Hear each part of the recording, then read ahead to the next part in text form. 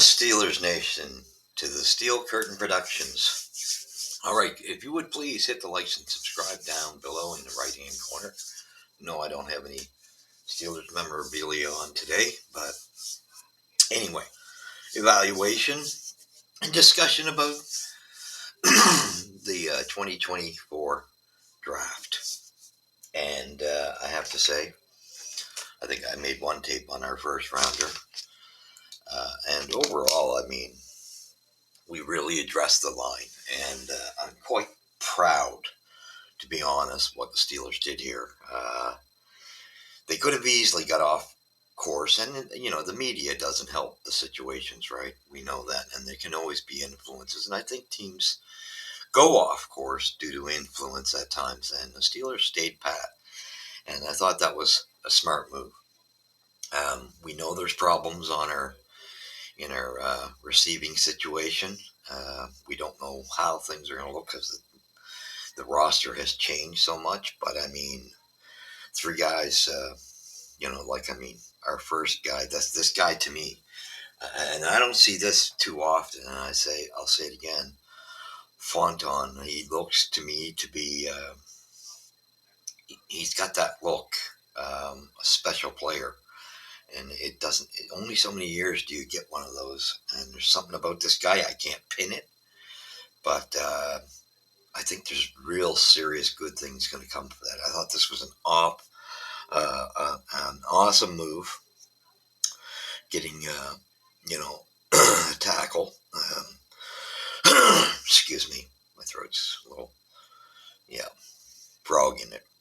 Anyway, offensive tackle. I thought that was most important that we stuck to that, building the line, and we got three guys added to this. So this is going to be interesting. This really could be, there's going to be, a little more time to progress these guys, but getting Zach Frazier as a center, next pick on the second round, that was just beautiful. I mean, they're really addressing this. This kid's got that right attitude as well, and some of these kids have some wrestling experience, and I think that's kind of a real positive in that position. Just learning how to pull, push, pull, use, move body weight, and I think that's kind of important. 84th pick, we got Roman Wilson from Michigan, and again another great pick. What can you say? Wide receiver that addresses that issue. We'll see what happens. Don't know much about any of these guys to be other than the top guy. And however, they addressed it, and it's good to, I think it's always good to draft in each position some of your own boys that you can mold. And so good move. Nice. They at least addressed it at the 84th pick. And then we got it to 98th pick. We got Peyton Wilson, which I think is great linebacker. What a story on this kid. I believe he had, this is the guy that really has the wrestling experience, from what I understand.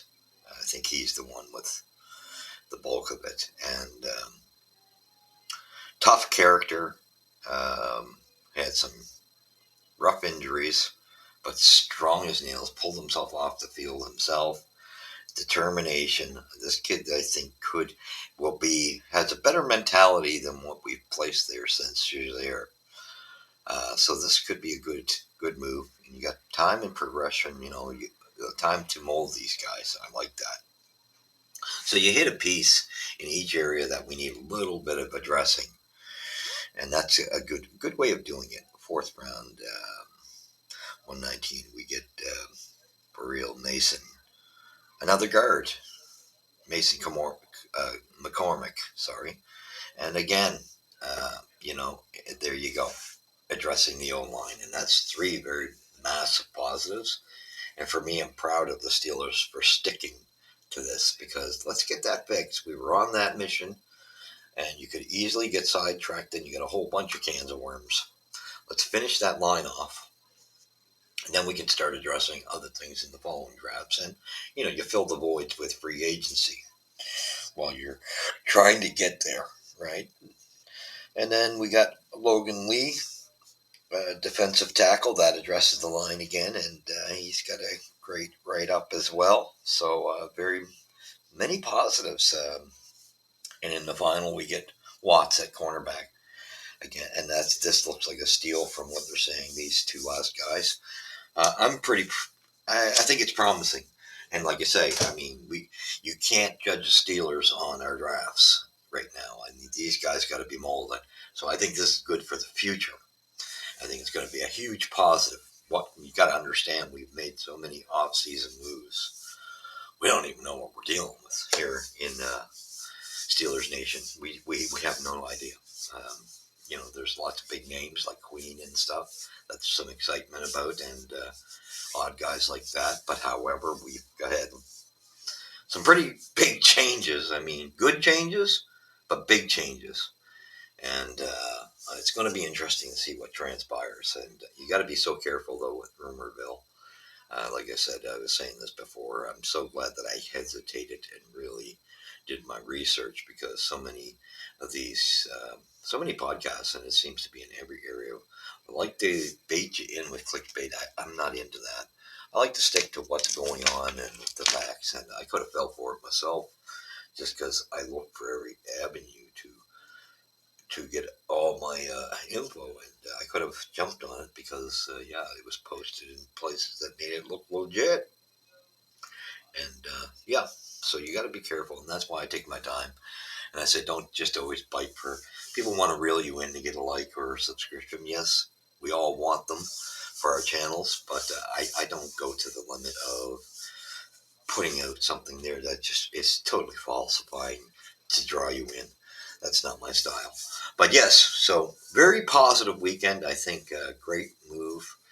And like I say, that first rounder, there's something about that kid, Fontenot. I don't know what it is.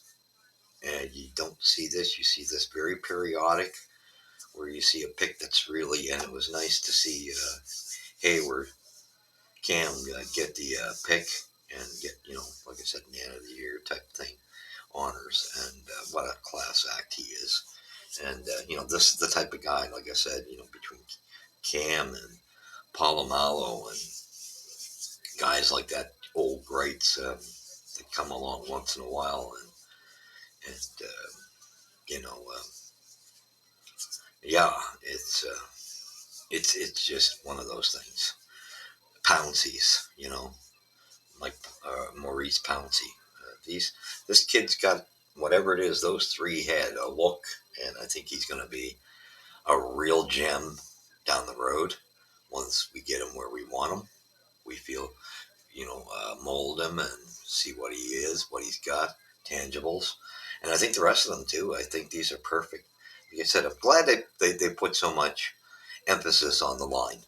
And I think this is a good sign because you're gonna get to a point where you built the line and you're now able to move on from it with drafting, and then from there it's just tweaks where you might want to, and you can still always draft one every draft if you choose to throw one in there just to make sure if there's one of those prospects that is not fitting in. And although, like I say, I think these guys, and they all had personalities and stories. What I liked, character.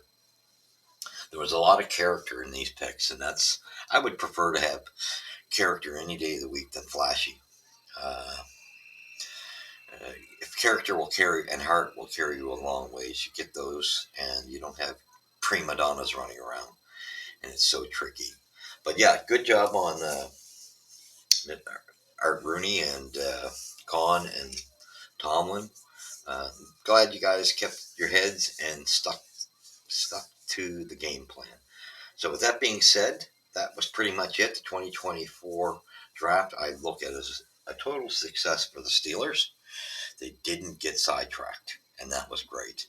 And our team might be, very low with all the changes that have happened, but this puts us on the right track to getting us back to where we should be. Whether our team is better than we know it is, because it's hard to judge at this point. I always say in any sport, things can look good on paper, but you got to see it in action. Because a lot of times what looks good on paper is not so good, and there's got to be chemistry and it's got to gel. So we'll see what happens, but at least our drafting is in the right direction, and we stayed pat. We needed to stick to this. I think now, next year on, now maybe you go look for that big wide receiver next year, because I think you're getting pretty close to having your line complete. Uh, like I say, you can always continue to draft a lineman through the latter rounds, or like round 2 or 3. But it gives you the option that you can go out and get your quarterback next year, or your wide receiver, whichever one, or both of them. One being a one or a two, and then your lineman, if you still can choose to add to that. But like I said, it opens up the door that you can start moving to the other areas of significance. And I'm confirmed. I firmly believe that we're going to be looking for a quarterback. There's no doubt. I think it spoke volumes that the Steelers didn't pick up Fields' 5th year.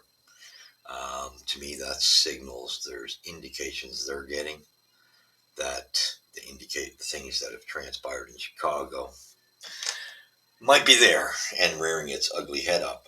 And we know the kid is talented. No one's ever been knocking Fields' talent. He's got to get out of the prima donna mindset. That's a hard thing. And unless he gets out of it, I know he's got a year to do it. But I'm glad when you got a troubled player like that. I almost wish that we had that with a couple of our players back in the day. I think, like Johnson being one of them. I almost think, had he had shorter, we didn't invest so much in him, and put him on a short leash. Might have been a different. Yeah, although you just walk on off from him easier. But yeah, we still got the void of, yes, I like the two, Russell Wilson, all three of the quarterbacks. I think it's going to be an interesting year. I think Russell Wilson's going to be a great leader to lead those kids. Uh, in the quarterback department. However, it's who knows, right? It's really, but now at least we got a line that we're addressing continually here that should be able to protect them, buy them time, and that's what you want, because Russell's up in age, he'll need the protection, and for a kid like Fields, if he gets in, he's got mobility, but it'll create holes for him. And I don't know much about our third quarterback there either. So positives, I'd say chalk this up as a major positive. We got a long ways to go in my books. I do believe we're at the bottom of the North, um, because it's so strong, and that's more so why. But I think sticking to this line thing is the way to do it, and could walk us back up the top. I think it's going to be awful hard to compete with the Ravens and the Browns, especially. Right? I mean, yeah, the Bengals is going to be tough enough. All teams in this division are so good, including us. We're good. I think we're going to be good. We've always shown that. But this division's just so tough. But I still foresee us being at the bottom. But although, like I was saying to you, very unknowns here. We don't know what this team's going to look like on the field. Let's wait and see. Let's not put the cart before the horse, or the cart before the horse, and wait to see what it does on the field. But I think this is a positive thing. And either way, if we're behind, it's got us ahead in the sense that this really improves that area, the line, and then we can address our future quarterback and a future number one wide receiver. So thank you for joining me here at Steel Curtain. Hopefully we get back to being able to uh, live up to being a Steel Curtain team once again. So great, good job, Steelers go, Steelers go, and great job to the owner, Mr. Rooney, and Khan and Tomlin. Good job. And we will catch you in the next one as time goes. I'm sure there's going to be some more reports coming as we head into exhibition World Training Camp first. All right, thank you, and God bless you. We'll catch you then.